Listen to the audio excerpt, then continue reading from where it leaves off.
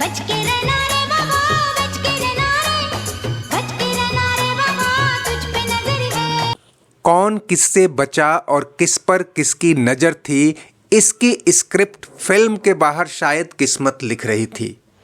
1983 में आई फिल्म पुकार की सेकेंड एक्ट्रेस टीना मुनीम पहली और आखिरी बार इस फिल्म में अमिताभ बच्चन के साथ नजर आई थी।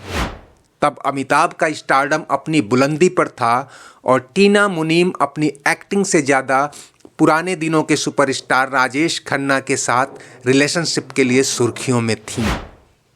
लेकिन वक्त के साये में किसको पता था कि जिस एक्ट्रेस को जीनत अमान के आगे अमिताभ की हीरोइन बनने लायक नहीं समझा गया, वो एक दिन अमिताभ की कंगाली के दिनों में उन पर लदा करोड़ों का कर्ज उतारने की हालत में आ जाएगी।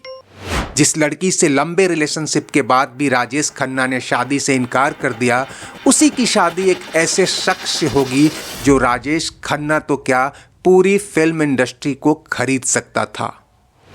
बहुत कम लोगों को पता है कि अंबानी परिवार में बंटवारे के 3 साल बाद तक अनिल अंबानी के पास मुकेश से ज़्यादा संपत्ति थी और 2008 तक वह दुनिया के 6ठे सबसे अमीर आदमी बन चुके थे।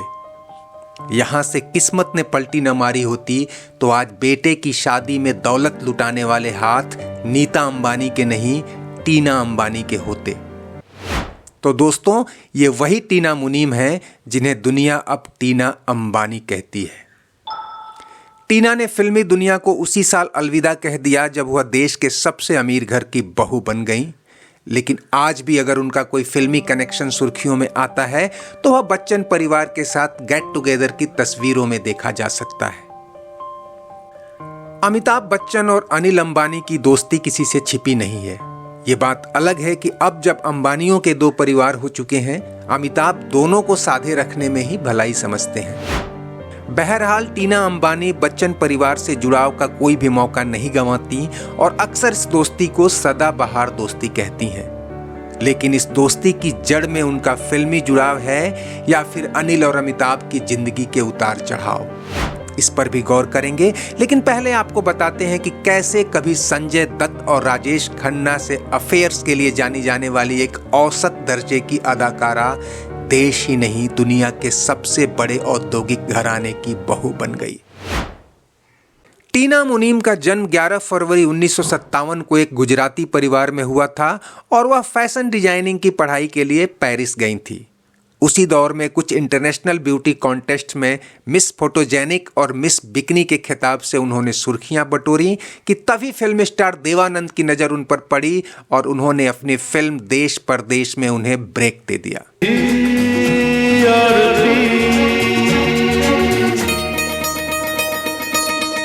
संजय दत्त की डेब्यू फिल्म रॉकी के हिट होते ही उसकी हीरोइन टीना मुनीम भी चमक गईं और यहीं से उनका और संजय का प्यार भी परवान चढ़ा, जो ज़्यादा दिन तक नहीं टिक सका। टीना ने संजय के नशे की आदत से तंग आकर उनसे पीछा छुड़ा लिया और तभी उनकी जिंदगी में आया उस दौर का सबसे बड़ा नाम राजेश खन्ना। शुरू हुई प्यार की कहानी, कभी खत्म न करना। टीना ने अपने कैरियर में सबसे ज़्यादा 11 फिल्में राजेश खन्ना के साथ की हैं, जो उनकी नज़दीकियों की गवाह हैं। उस दौर में जब लड़कियां राजेश खन्ना की दीवानी थीं, बॉलीवुड में एक कहावत हुआ करती थी, ऊपर आका नीचे काका। राजेश खन्ना के स्टारडम में किसी भी हीरोइन को फर्श से उठाकर अर्श पर पहुंचा देने का मादा था, लेकिन वो भी टीना से बेपनाह मोहब्बत करने लगे थे। और इसकी मिसाल देते हुए एक बार उन्होंने मीडिया में कह डाला था कि हम दोनों एक ही टूथब्रश का इस्तेमाल करते हैं। राजेश खन्ना शादीशुदा थे और अपनी पत्नी डिम्पल कपाड़िया की तरह ही टीना से 15 साल से ज़्यादा बड़े थे। जल्द ही डिम्पल से उनकी अनबन शुरू हुई और वे अलग रहने लगे। इसी दौरान टीना उनकी ज़िंदगी में आई और साथ रहने लगी। टीना चाहती थी कि राजेश खन्ना डिम्पल को तलाक देकर उनसे शादी कर लें और राजेश खन्ना ने भी बहुत दिनों तक उन्हें इसी खुशफहमी में रखा था।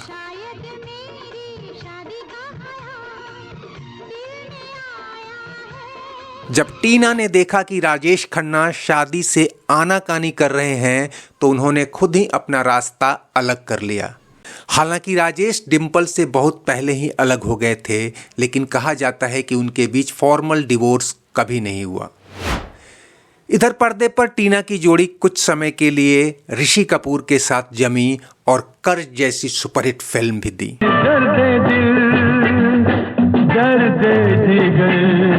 दिल में जगाया। इस दौरान विदेश में उनकी मुलाकात अनिल अंबानी से होती है और गुजराती मूल की दोस्ती शादी के फैसले तक पहुंच जाती है। कहते हैं कि अनिल के पिता धीरूभाई अंबानी टीना को बहू बनाने के खिलाफ थे और इसमें टीना का अफेयर्स भरा अतीत आड़े आ रहा था, लेकिन अनिल की जिद के आगे उनकी नहीं चली और साल 1991 में टीना मुनीम टीना अंबानी हो गई। फिल्मी दुनिया में यह उनका आखिरी साल था। टीना की किस्मत पर खुद किस्मत को भी रश्क हो रहा था, लेकिन दूसरी तरफ बच्चन की बुलंदी पर बदकिस्मती दस्तक दे रही थी।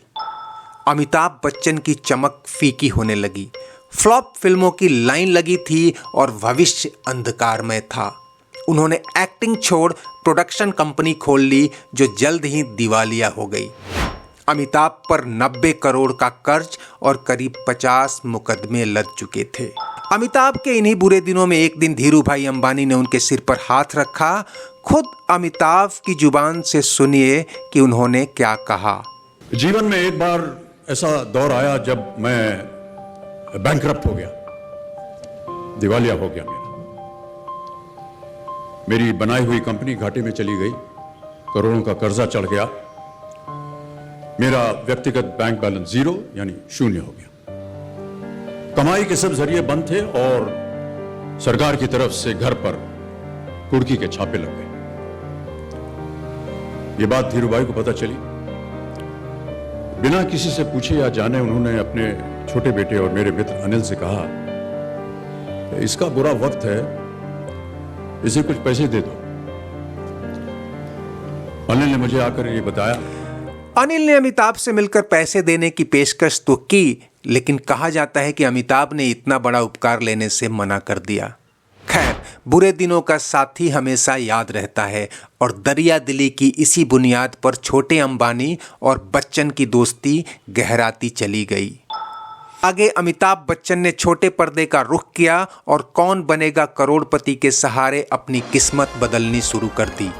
धीरे धीरे उन्होंने अपना सारा कर्ज उतार दिया।